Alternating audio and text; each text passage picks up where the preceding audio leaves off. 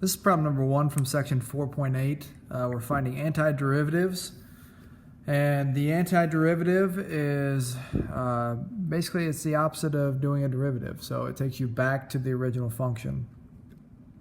So you kind of do the opposite operations.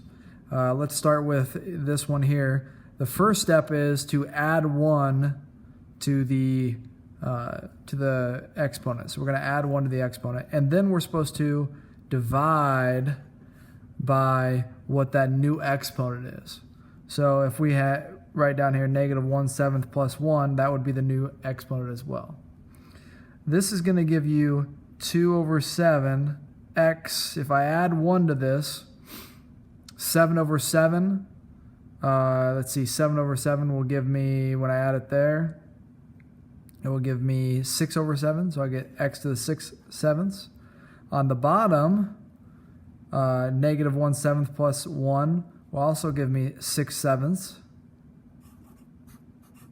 So I'll end up with, if I flip and multiply, I'll end up with, well, I'd end up with 7/6 times 2/7 x to the 6/7, which is 7's cancel. 2/3 is, or 2/6 is 1/3. So 1/3 x to the 6/7 is the antiderivative for this. Now let's look at this problem here. In this problem, we're going to do the exact same thing. So we're going to add 1, and we're going to divide it by -2/7 plus 1. If you add 1 here, that would be 7/7. Add it there, you get 5/7. So 1/7 x to the 5/7 divided by, you'd get 5/7 down here as well.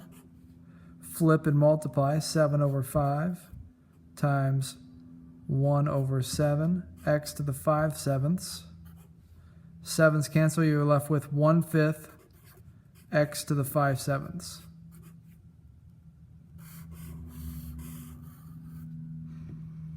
And finally, the last problem, we're going to add 1 to it and divide by -8/7 plus 1. And when we add there, we end up with -1/7 x to the, when you add 1, that gives you -1/7 divided by -1/7. When you divide those, the -1/7 cancel, left with x to the -1/7. So finding your antiderivatives, you add 1 to the exponent. This is called the power rule for antiderivatives. Add 1 to the exponent and divide by that new exponent, and then do your simplifying. There's your antiderivatives.